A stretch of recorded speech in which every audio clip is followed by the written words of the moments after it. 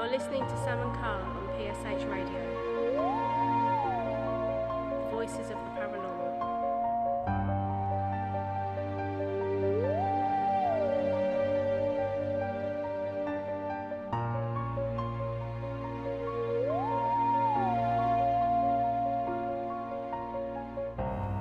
Good evening, ladies and gentlemen, but obviously this is a little bit of a late one because due to work schedules with tonight's guest, with him being in the States, we had to go on a little bit later. So yes, welcome to our usual Thursday night show. I shall get Carl in now, the co-host. Evening, Carl. Good evening, Sam. How you doing? I'm doing all right. You? Yeah, good. A little bit hot. A little bit, you know. As us Brits love to do, we like to complain about whether we're either too cold, too hot, too wet, whatever. Yeah. So, this lovely sticky weather that we're having is playing havoc with me. But other than that, I'm doing very, very good. Great. We've got one of our good friends, a really, really good friend on the show tonight.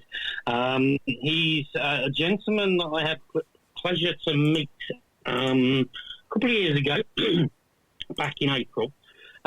We sort of chatted on social media for a little while, but we ended up having a bit of a good time. It's our good friend, and I'll just welcome him on the show now. It's Mr. Marc Arvilla. Hey, Carl. Hey, guys. How are you? We're doing good. Yourself? I'm doing fantastic. I'm driving home in the middle of what started off as a kind of a thunderstorm, but the sky's not looking so good right now. I must admit, because tornado look to it. I must admit, because obviously we're on the radio, and I can actually see you in your car. And when you initially came on, it was like nice sunshine. And as we're driving further on and getting further into the interview, it's getting darker and darker out.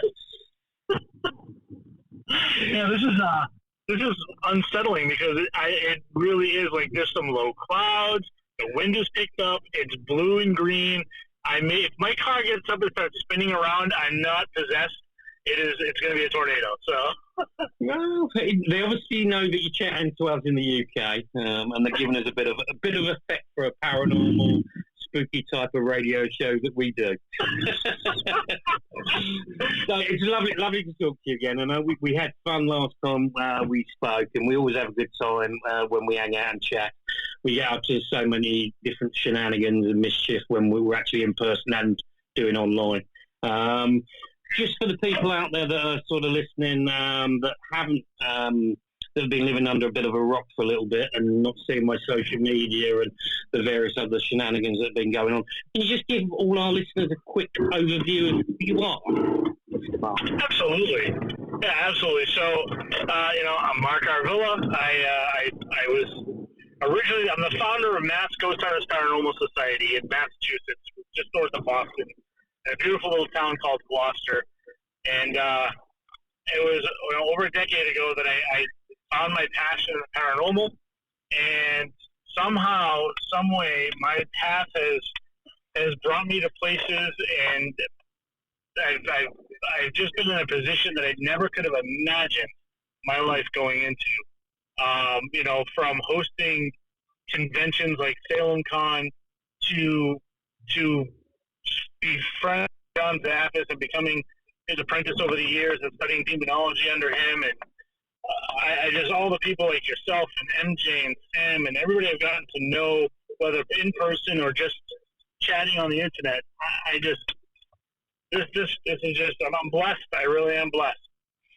Yeah, because you sort of like you've been in the field a long time, and I know when we had a chat last time, you were sort of talking about how you initially got into it. So I'm not going to cover that, but your career has been like going from one direction, then you slightly changed direction, and then you moved on to a different direction, and obviously then working with the amazing godfather of paranormal John Zaffis, and doing the whole of the demonology side, and that side of it, because you know me, I love all areas of the paranormal, but that's the sort of area that kind of just read about, but I've never really gone into much detail about it. Is that an area that, was it suddenly you just got this calling? So I was curious. So I had been curious about demonology, and I was fascinated by Ed Warren and the work that people like John and Ed and those guys did. And that it sat in the back of my mind. And then as some of the cases, as a paranormal investigator, you get some cases you pass on because they're a little beyond your tool belt. Like, you don't have the ability to take some of these cases. You've got to pass them off to somebody who can handle them. And I started to get to a point where I wanted to make sure that I could take care of my team and the people with me on an investigation should something go south really fast. Yeah. And part of that is knowing a bit about demonology. So I by no means am I one of those people that's like, I'm picking up a book, I'm reading it, I suddenly know everything, and I'm a demonologist. I could not do that. And for me, it was something that, so when I began studying under John, and I had asked him a couple of times in passing about it, and he was like, nope, not going to do it. And then if you've read his book, Demon Haunted, in Demon Haunted, the last chapter, he talks about communications with Ed Warren that people have had using, whether it be Echo Vox or digital recorders or psychic encounters, whatever it might be. And I was one of those people that had somehow, some way been communicating with Ed Warren over Echo Vox, and I had no idea why he was coming to us. But when I presented everything that I had, I didn't just say, "Hey, John, I'm talking to Ed." Yeah. I said, "John, I can't believe what I think I've been encountering. I need you to listen to this stuff." And he did, and he's like, "That's my uncle." Mm-hmm. There was no doubt to him that was his uncle. And from there, I through those communications, I found my path. You asked the question, I found my path there.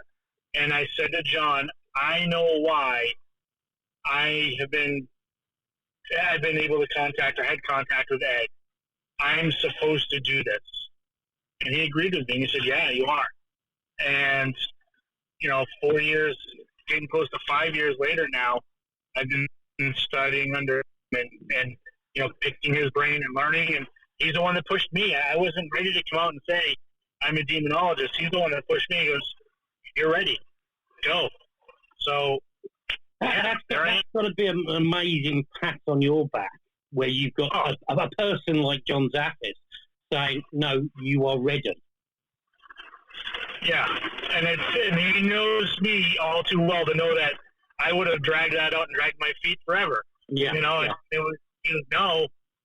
So and I've said this before on other conversations, but for me, it was last year at Portland Paracon in Portland, Maine, and I was doing my lecture.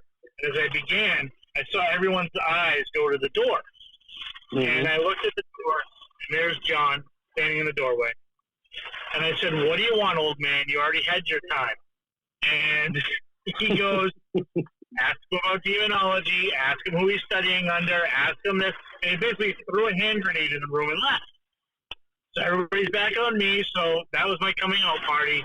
He made me, just like, here you go, kid. And kicked me out the door. So I suppose it's a bit like how I learned how to swim. It was like, right, there you go, throw you into the deep end, swim.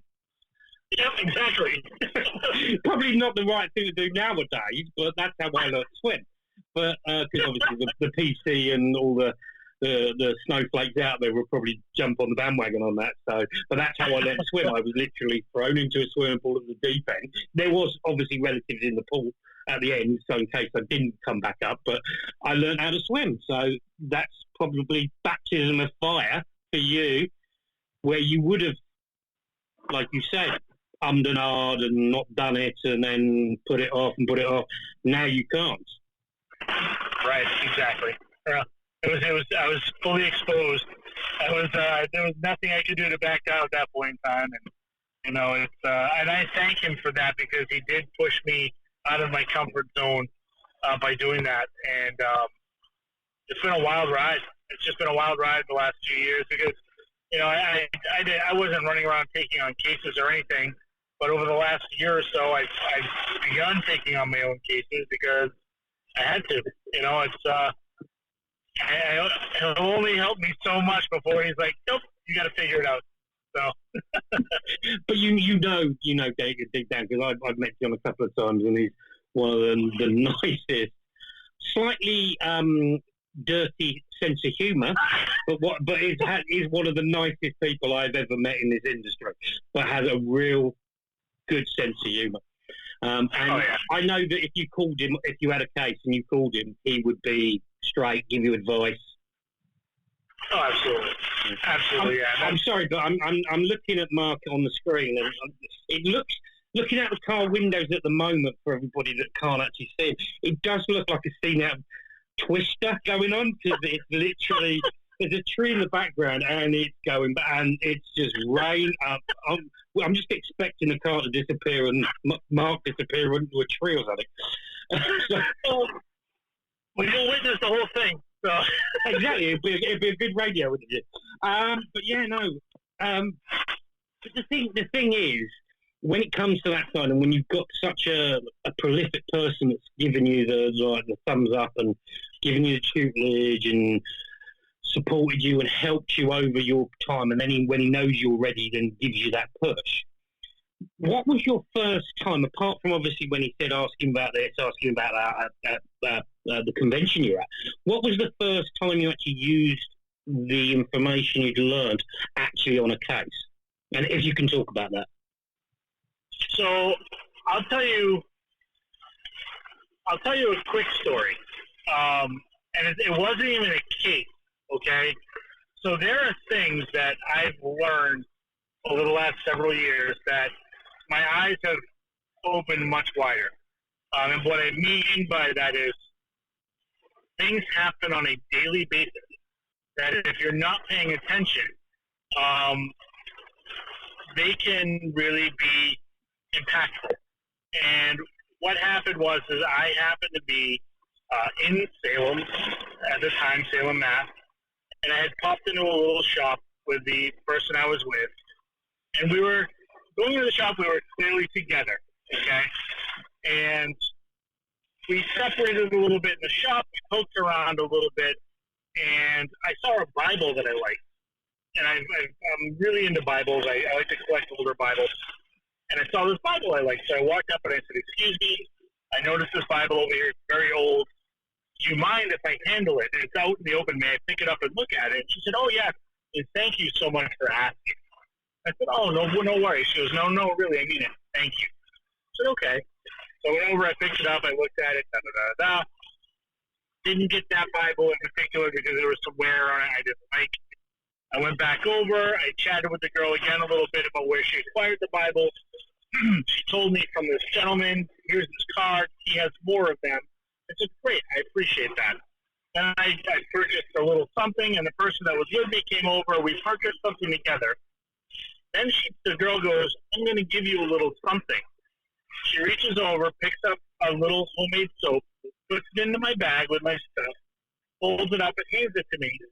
And I said, thank you. She goes, no, thank you again. And as we're walking out, she says to the person I'm with, and she goes, oh, and thank you for bringing your friend in today. And then at the door we went. So I open up as we're walking, and I look in the bag, and I see the soap, and the soap is called Main Squeeze. So if you think about what you call like your significant other, you know, that old Main Squeeze thing. Mm-hmm. So the soap says Main Squeeze. I literally took the bag with the soap. I handed it to the person I was with. I said, can you take the items out of the bag and then throw that away? And she said, why? I said, because you didn't see what just happened in there? And she looked at me confused. I said, this girl behind the counter, if you could witness the exchange, there was a little bit of flirtatiousness from her. She says, I'm going to give you this soap that says Main Squeeze on it, puts the soap into the bag that she's made, and then separates myself from the girl that I'm with by saying, thank you for bringing your friend in. Not your boyfriend, not your sister. Thank you for bringing your friend in. Puts a wedge between us so that this soap that I have no doubt had some sort of a love spell on it could have done its job on me had I kept it and used it every single day. Yeah. So that's just an example of some of the things that it's not all demons and darkness. You need to know about witchcraft. You need to know about voodoo. And then there's all of this stuff you've got to understand that had I been more naive, I would have probably fallen right into something. And whether it would have worked or not, I don't know. But there was intent there. Yeah. And it was a gift. When you accept a gift from someone, you better know who you're accepting it from and trust them. Wow, I've never thought of that. Because obviously I've received gifts and I've given gifts, and it's when you think about it, it's like it is. It's, as they say, you ask somebody to come into your house. Yeah. So that's really fascinating. So that's so much. That's just really, really fascinating to me because of the way you're now looking at everyday things that happen in your life and reading because of the information you've learned over the last few years and looking at potential hazards. Yeah, absolutely. And that's I've become. It's funny because now a lot of things that I've witnessed from John over the years before this make a lot more sense to me.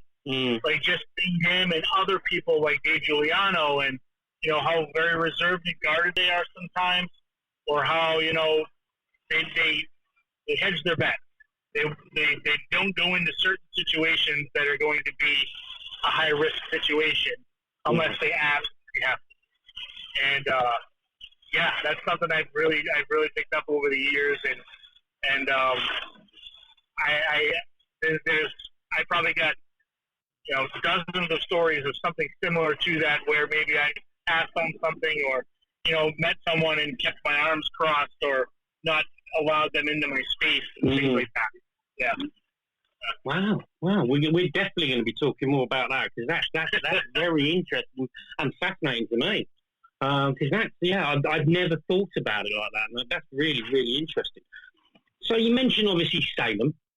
You obviously where that happened. And obviously, if anybody doesn't know, Salem is an amazing place. It's got history. It's got you can't walk down the high street without seeing witchy shops, paranormal shops, or whatever down in Salem. And obviously, you've got the witch trials, and you've got the graveyard, you've got the witch house, etc., etc. And you run the most amazing convention that I've been to in America, Salem Con. Obviously, what didn't happen this year because you were taking a year out, and then you're coming back next year to 2021.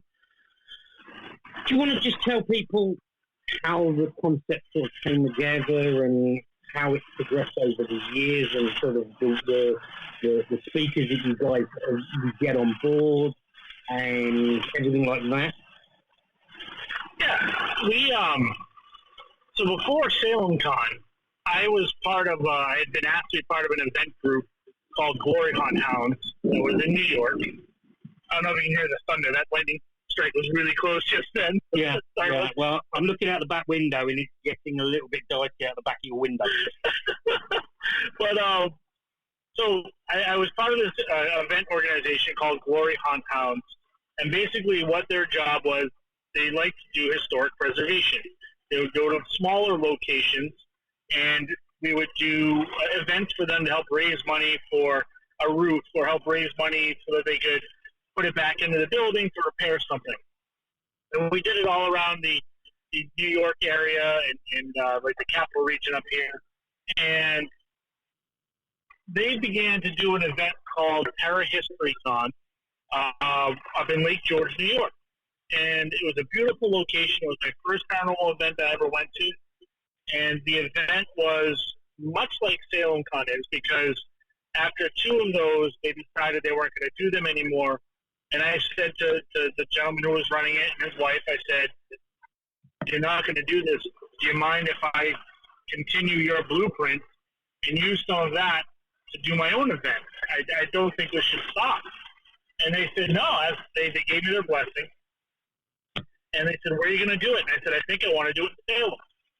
And they were like, good luck. People have been trying to do it forever, and it just never hangs on. It always sizzles because it's expensive. And there's a lot of tension in Salem amongst the covens and the city doesn't like the idea of the paranormal, but yet in October everything's haunted, and it's kind of a double-edged sword there. So I went and I met with this wonderful gentleman named Thomas McDonald at the Hawthorne Hotel. I laid my proposal out on the table for him. He loved it, and we cut a pretty good deal to Hawthorne to run Salem Con. And I could not even imagine at that moment what the event would become and mean to so many people, including myself. My God, there's going to be 20 to 30 people coming from the UK this year for 2021. Mm-hmm. That's amazing to me, to think that people want to get on a plane and fly across the ocean to come to my event. And I'm humbled by that. And I just want to make sure it's an amazing event. Everybody gives us good feedback. I try to change things when people say, gee, I wish this had happened instead. But I think that it's an event that I would want to attend if I wasn't running it. Yeah. That's what I love about it. I must admit, because I attended not this year, last year, and I was the only Brit there at that time, which was quite amusing. And obviously, on past interviews, we'd spoken about that you stitched me up by singing "Happy Birthday" and getting me in front of everybody. But I made a decision then, literally. I must admit, it was probably within 15, 20 minutes of speaking to you and meeting you for the first time. And this was an event that I wanted to come back to and try and do something, even if it's the smallest thing. And obviously, we were, because every year you say, it's not going to happen. It's not going to happen, and it happened. And I'm like, okay. And then obviously you announced that you were going to take a break for a year and then you were going to come back 2021 next year. And I spoke to you and I said I want to do something, and I'm sponsoring the VIP party. Yes, because that is one of my memories that I had. Apart from all the amazing speakers, apart from everybody that made me so welcome because I was a token Brit in America, near Boston, you have problems with tea and stuff like that, but we won't go into that. But I wanted to do it. I wanted to help you out and do my little bit of helping you out, because it was an event that you go to and you're made welcome. You've got an unbelievable lineup of people talking. So much knowledge, you learn so much, but it's the friendly family atmosphere that I love about it. And that's why, obviously, Sage, Paracon, Salem, I always compare the two. They're like one over in the UK, one in the States. They have the same family, friendly. As people say, you're not a friend, you're just a friend waiting to happen. And that's how I describe it. It's that. And it was an amazing experience. And I can't wait to come back. And, yeah, it's going to be good fun. So, speaker-wise, what can you give me a bit of an exclusive scoop on, or as I'm doing, got my radio hat on, and I did a radio interview while half cut in the parking lot last time we were there. Yep, I remember that. That was when I was cutting my finger off with my cigar cutter. That's right, yeah, drinking bourbon out of a sippy cup and and having a good fun at a tailgate party, which I'd never experienced, and now I'm hooked on them. So we've got, I have the usual suspects. Mr. Scott Grunwald will be back doing his God Ate My Lunch lecture. Dr. Spectre Frank Sinelli will be speaking again. I haven't added her to the poster just yet, but I just had a lovely conversation with Rosalind Bound Lewis, and she's going to be coming back again. These are folks that Salem Con just wouldn't be Salem Con without these people. Yeah. I can't say anything else about some of the folks. Obviously, MJ is going to be there, and she's going to have a chat. You're welcome to speak if you'd like. I know that you were a little sheepish about that, but depends on the bourbon you get in me.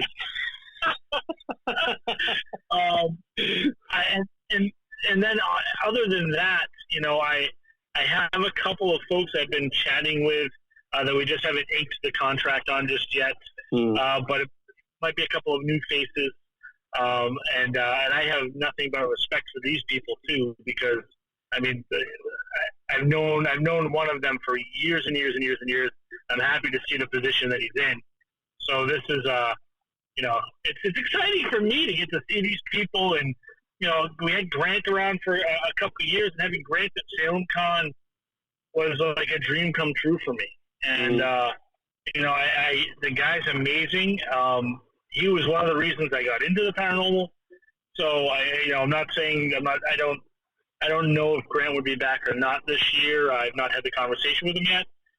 But I like to try and open it up to some new faces sometimes to get it, that people have a chance, and they're not just like, oh, it's the same lineup every year. Let's get some new people in too.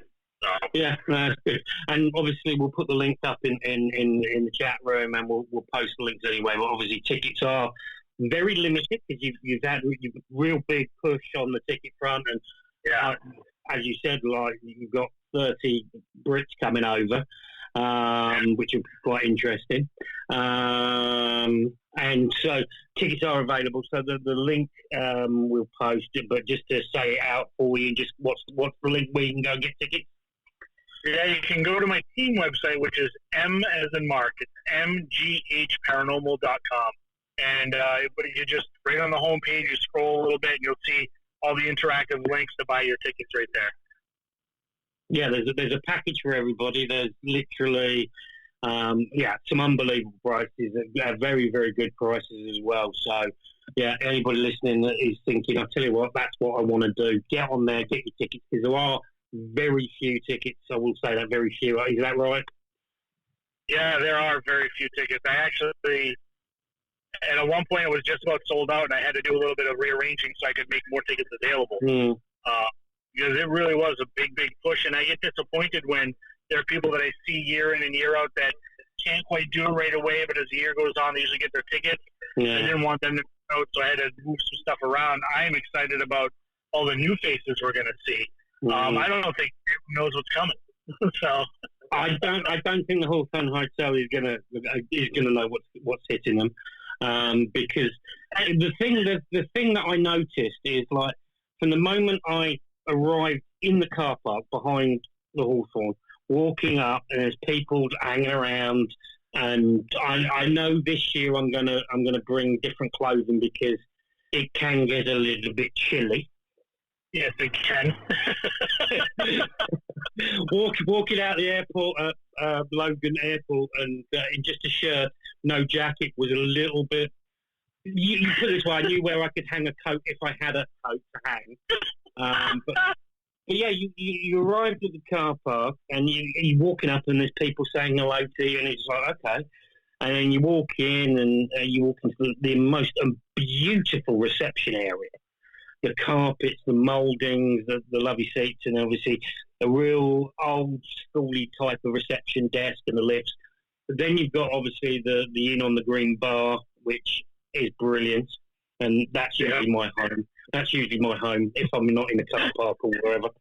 But it was just like you say, it's a family. It's like people just like this. Oh, we haven't seen you since last year, and everybody just gets involved, chats to you as soon as they realise you're part of the convention.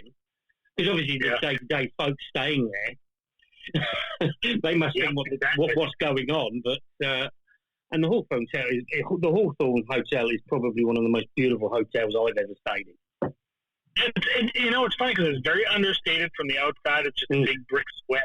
and you go inside and you're like, wow, this is really, it's quaint, it's pretty, it's quirky too, because the rooms are, one room is like the size of a closet, the next room is like, you get 2 double beds and it's giant, you get 2 bathrooms, it's a really weird, quirky hotel, but it's haunted, and it's haunted. So. Oh, absolutely, because me and my fellow #BPs, Mark and Dave, we two guys that I literally just met at the bar, and we've just become this clique of mentalness.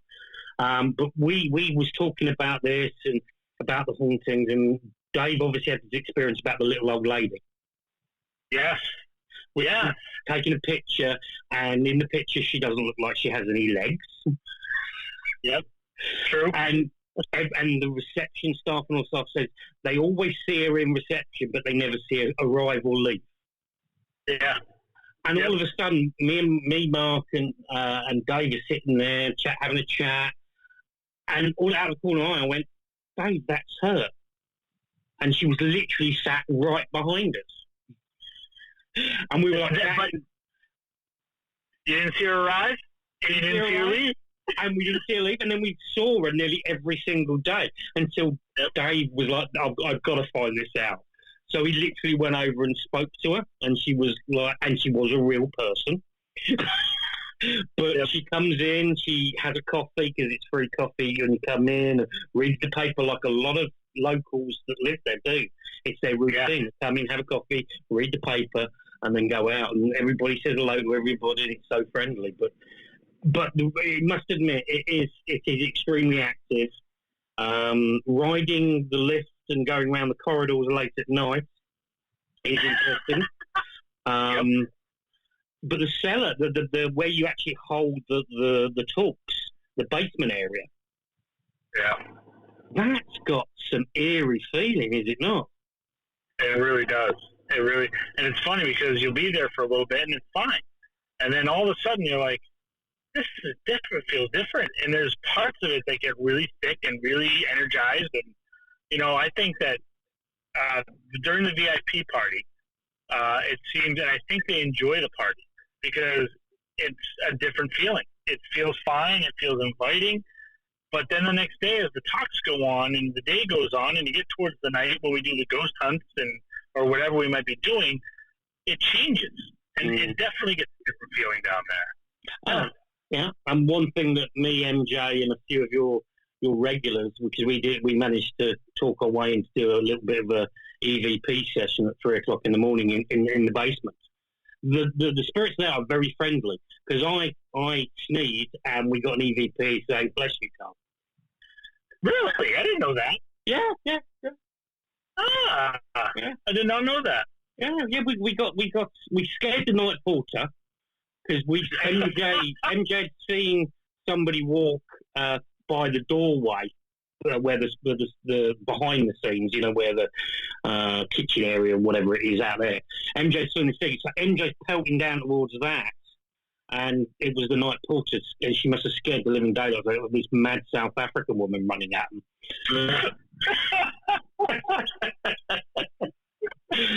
Yeah, no, the Hawthorne Hotel is just amazing, and it is very, very active. There's certain floors that they say are more active than not. Is that right? There are. And I do know that the 3rd floor is pretty active. The 6th floor is active as well. But I got to be honest, every floor, each year, somebody's got a story. There's a story from rooms. I remember one year somebody had their feet tickled while they were in bed, and that was on the 4th floor. The 6th floor is always one that there's a couple rooms up there that I hear stories from, and it's just the whole place is, if you want to find something, you're probably going to find it. And it's not necessarily the hotel, I would say, it is the area. Yeah. That hotel is built right on Salem Common. There's a lot of rituals that go on in the Commons. Witches practice there and do, they'll do their ceremonies for the seasons and whatnot. There's just a lot of stuff that has happened in the area. There was a big fire in Salem. Was it 1914 or 1912 or something like that? Big fire that burned most of the downtown area. and that would have been in that area as well. So there's just been, and of course, we all know the witch trials and stuff like that. There's just been layer upon layer. It's an interesting town. If you come for the event, you have to take a day and go for a walk around Salem and check out some of the museums that are there. There's Nathaniel Hawthorne. There's a customs house there that has his desk from when he worked in the custom house in that building. The House of Seven Gables has Nathaniel Hawthorne's birth house on that property. It was moved there so they could save it. Blackbeard the Pirate frequented Salem, and there's many stories about Blackbeard being in Salem and going to bars, and they actually think they see the ghost of Blackbeard with no head in the cemetery in Salem that everybody loves to go to on. Oh my God, I'm drawing a blank on the name of the cemetery. Anyway, it's right behind the PBS museum there. So, yeah, and obviously you've also got movie links to your Hocus Pocus because you've got the town hall, which was the town hall that was in Hocus Pocus, and there's a couple of the houses that were film sets for them as well. The city is amazing. It's got so much architectural history, so many interesting little shops that you could spend hours in, just like little knickknacks and stuff like that. It is an incredible place. And Red's Diner, that's another good place there. Have a good breakfast, and the ultimate Bloody Mary. I can totally recommend, because that was the perfect way to start a day. But yeah, Salem. So yeah, we'll post the link. Anybody that is listening tonight, there is the chat room, so just click on that. If you've got any questions for Mark, and Mark, I'm pretty much will answer absolutely anything within reason. But yeah, the chat room, because I know the chat room is going through at the moment. They're all having conversations with themselves. So anybody that's in there, or if you're listening and you haven't gone in the chat room, log into the chat room and have a chat. So Mark, obviously you've got Salem coming up. What else have you got coming up? Because I know you were going to be speaking, but the conventions have now been moved on. So are you still doing those, or you've got anything else coming up? Yep, so as of right now, Gettysburg Battlefield Bash is still going to go on this month. It's the last full weekend, I believe, of July. Maybe I might be wrong. It might actually spill into the next weekend too, but it's I think the 24th through the 26th in Gettysburg. Lots of great speakers are going to be there. It's a wonderful charity event as well. They raise money typically for the Wounded Warriors Fund and things like that. Great time. They have stations for the kids with dunk tanks and things, so it's family friendly. And it's in Gettysburg. The place is crazy active. It's for us here in America, I don't think that there could be any more solemn ground other than maybe like the Trail of Tears that you could really feel the energy on. Because, 50,000 men and boys were either wounded, killed, or went missing in 3 days. 3 days in the Battle of Gettysburg. That's insane. Yeah. If you ever get a chance to be there, it's like, I remember going there for the first time and driving down Baltimore Street, and as you come past all the buildings downtown, just all the little shops and everything, all of a sudden you turn and you go through one or two last buildings, and then just opens up in a field. And it's just wide open for miles and miles, just fields. And you look at that and you go, these guys could not have thought that they were going to live. There's no cover. It's just wide open. And you're just shooting across and getting shot at and cannon volleys. And there was nowhere to duck and cover. You just were in a field and hoping you were going to take out a few people before you died. I can't even imagine it. And it's just a powerful feeling. My throat welled up, my eyes welled up. I was like, oh my God. So, it's a great place to go. I love Gettysburg.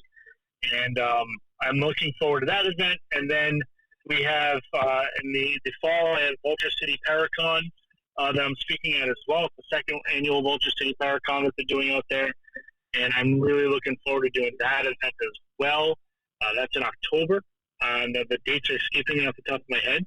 But that's out in Arizona, so that's a pretty cool spot. It'll be nice. The weather will be nice anyway. Oh yeah, exactly. Yeah, that'll be short weather. Yeah.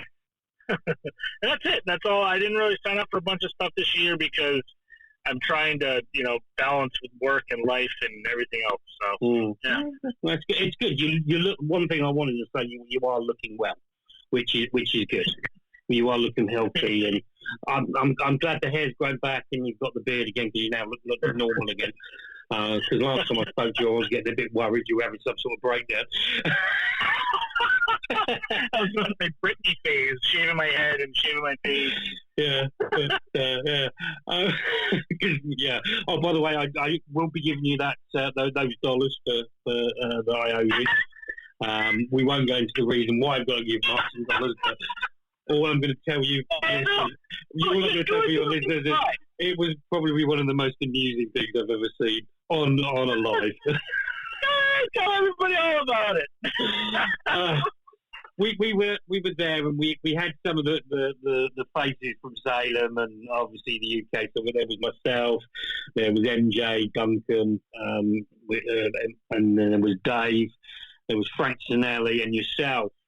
And we just, we were having a bit of a laugh and a couple of drinky poos, and you went to the fridge. You went to the fridge, and it was like I could see what was in the fridge. So I challenged you to do a shot of something, and I would choose what to put in it. And I chose items out of your fridge, which I think was gherkin juice, mustard, and various other things. And I said I would give you some dollars to do it, and you did, and then you did it again for some more dollars.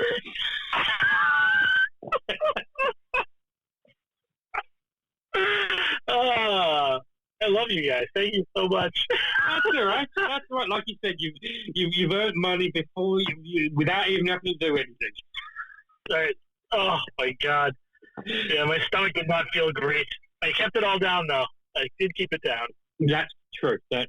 Yeah. So, if you could just say one selling point for Salem, why somebody should go and buy their tickets, what would be the strap line to that we could say, right, this is what Mark says, bang, and this is the strap line. What would it be to buy tickets to Salem?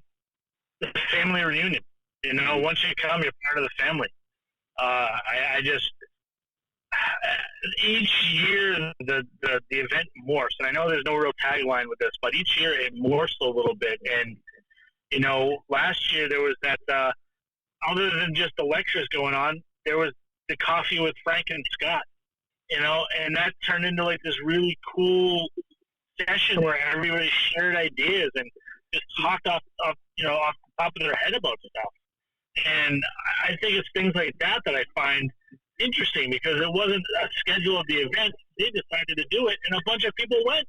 And I went along, and we had to get a bigger room because more people turned up than we actually thought. So we had to find a bigger room for it to happen. And the ideas that flowed, and obviously you've got two amazing people hosting it with like Scott, who is the loveliest but the wackiest person I've ever met, and obviously my brother-in-arm, Mr. Frank. So yeah, but no, that was very, very good and very interesting. Some of the ideas and experiences that people had. Yeah, absolutely. And I think if anything, the biggest reason to come to Salem is just it's just rich with history, and it's super inviting, and you walk around and you just can't stop swiveling your head and looking left to right, and whether it's the characters that are walking around on the streets or it's the fact that you went by this building and you went, holy cow, this is, this might have been the spot where they tried Bridget Bishop, or this might have been the spot that they pressed Giles Corey, or all the history that rips around there. It's nothing compared to the history over in the UK. I don't try to over embellish what we have going on here, but the impact of the history that happened there really changed a lot of things throughout this new country that was forming, and the way they looked at people. So, yeah. Sure. And obviously, it is an amazing event, and I'm so honoured and humbled to be part of it. So, can't wait. April, Next year can't come fast enough. Flights are already sorted, and I'm there with bells and whistles. And I must admit, as we've been talking for coming up for an hour now, it looks like the weather's you've not disappeared and flown off into like a Mary Poppins into a tree. It's changed. Everything. The sun's coming out again. The sky's getting blue, and yeah, I did not get caught up in a tornado, so I'm good.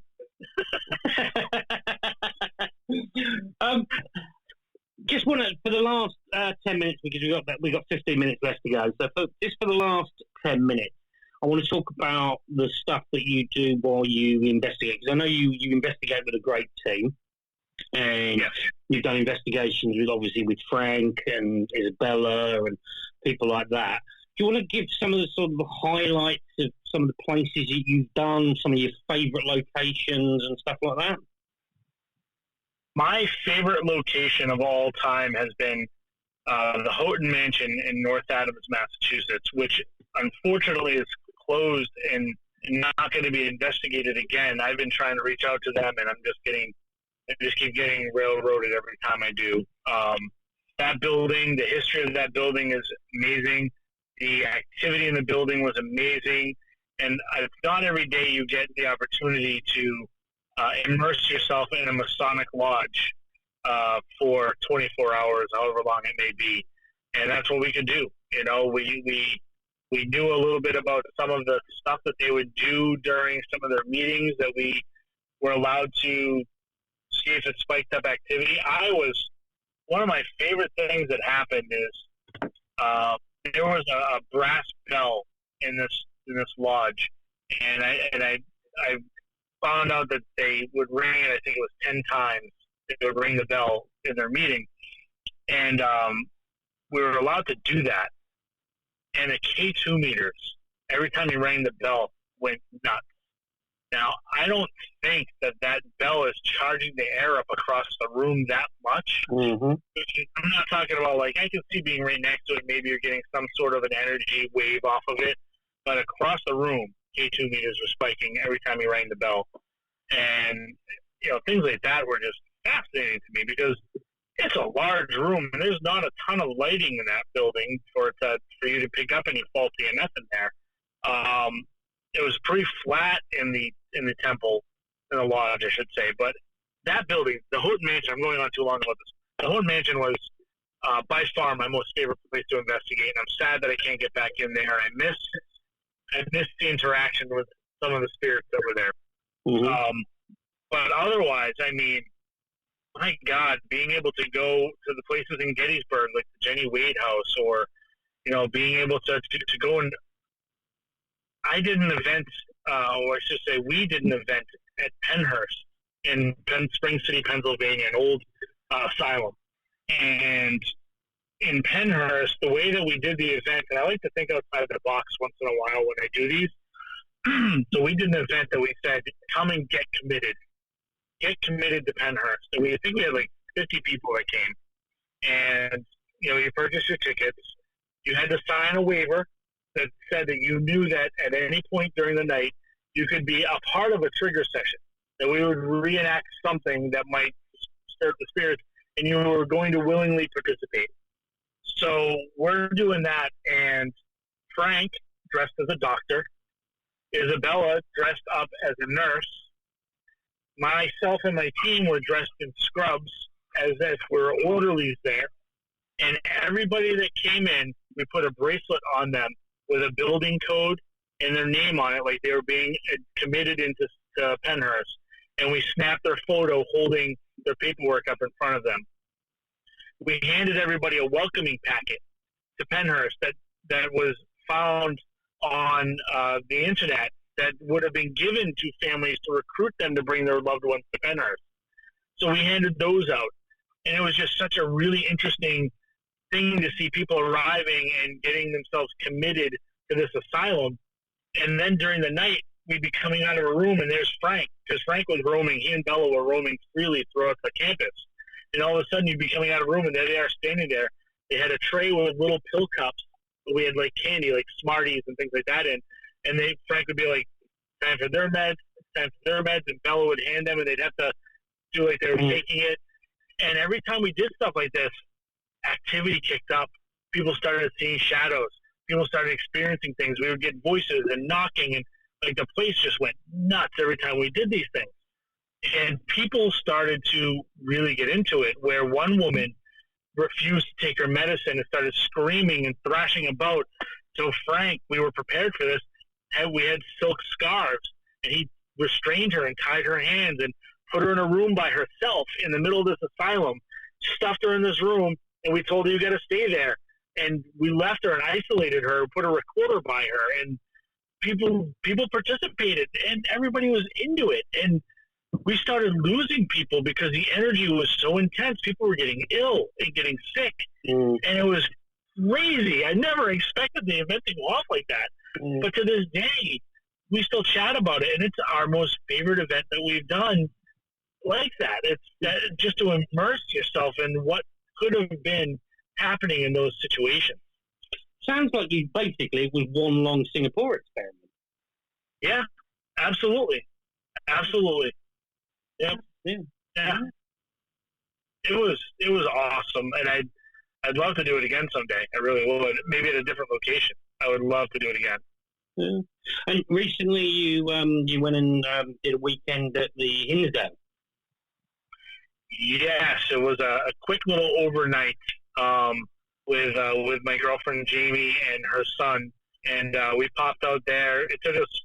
We got there late, and I got to be honest, it was kind of quiet. We had a few EVPs that we captured, a couple of maybe personal experiences, but other than that, it was a pretty quiet night.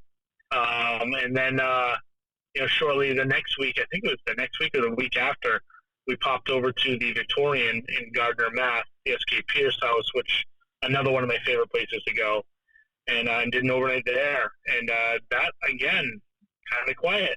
So I don't know if I feel like I'm starting to become ghost repellent because of what I do, that I'm too protected, and I've got myself too protected, so that I'm going places and I'm not getting evidence anymore. I'm not getting the stuff I should get. Okay. Maybe you should dip yourself in something, or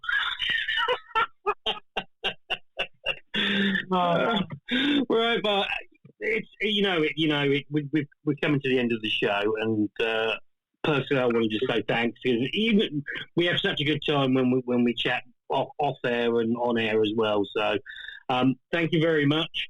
Just lastly, how can people get hold of you? How can they see what you're coming up to? What's your Facebook and stuff like that? Just so people know that what you're doing, because you guys need to see what some of the stuff that Mark gets up to, because it is very interesting.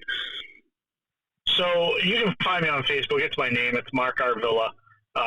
You can get me if you want to email me about anything. It's my first name. It's Marc, MARC, at mghparanormal.com. That's my team. You can get me on the website, mghparanormal.com. Twitter, I'm on there under both. My team name is more active. That's MGH Paranormal Society or MGH Paranormal SO. I don't think I have anything else that I could say about any of that, maybe. And Salem Con tickets are at mghparanormal.com also. And that's about it. Cool. Thanks a lot, Mark. It's always a pleasure. Thank you. No, we'll get you on again as we normally do. I want to do another show with both you and Frank at the same time, because we had such a good time that last one we did. So I must admit, it is like me with a whip and a chair trying to control you two. But that is part of the fun. That is part of the fun. But Sam, we're going to pass you back over to Sam to finish off the show. But thanks again, Mark. And we will chat soon. So, Sam, back over to you. Thank you, everybody, for tuning in. We know it's been a late one, obviously, for everybody in the UK. Join us next week for our usual Thursday show. And it's a good night from Carl. Good night, everybody. It's a good night from Mark. Good night. And it's a good night from me.